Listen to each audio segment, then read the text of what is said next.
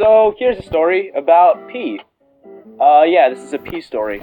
So I take this class. It's a microbiology class, and it's every Friday night from 5:30 to midnight because we all make bad decisions.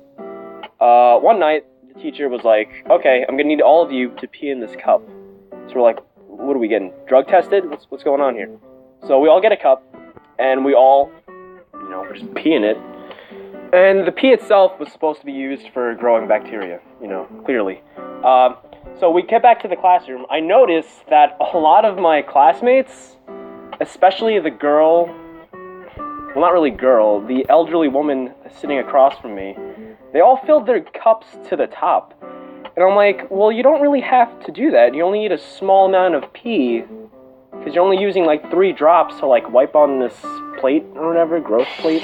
And it was really bizarre because some people came back with their samples covered in toilet paper, which is either because they missed and I guess some of it caught on the edge and like dripped down the side of the cup, or maybe they're just ashamed to be carrying around a pee cup through the hallway. I know one girl, like, she pulled it out of her hoodie pocket, which I found was a little, I don't know, it was kind of gross, because it's just a fresh cup of pee and you just casually throw it in your pocket like it was your cell phone or something. But eventually, we have to open up these cups and extract the samples. Now, our teacher wanted us to take the samples and pour them into a test tube. Now, I know what you're thinking. Oh, easy peasy. No, it's not. I mean, these urine cups don't have a lip. I mean, I don't know if you guys know what I'm talking about, like, now, I know it's water pitchers or lemonade pitchers, lemonade pee, but they have a lip at the end to make the fluid flow a little easier, like a narrow stream of fluid. Urine cups and most cups don't have this little lip, so trying to get a steady stream of pee to pour into a very narrow test tube is extremely difficult. And I'm more than 100% sure that night that nobody walked out of the class without pee on their fingertips. But whatever. So the elderly woman who was sitting across from me, I guess in her attempts to reach for something, she spills her pee cup. Like, her entire pee cup just spills.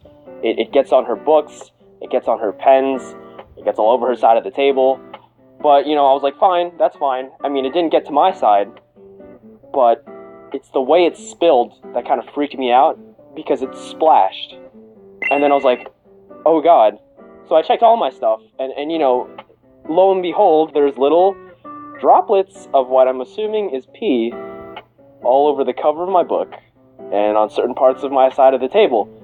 So I was like, oh no, this is pee. This is old person pee. I don't know where this pee has been. It's not mine, and it's all over my stuff. It's all over my book that I paid hundreds of dollars for, which was a huge mistake. It got all over my pens. And at some point, I think I freaked out because I started to feel some little wet bits on my chin. So I'm like, oh no, did it get on me? And at that point, I was kind of done, because it's like 11:45 at night. There's pee everywhere. And, it's this little old lady, and I didn't even really know what to do. I was pretty conflicted. It was like, do I offer help to clean up what just happened? But then again, it's pee. This is her business.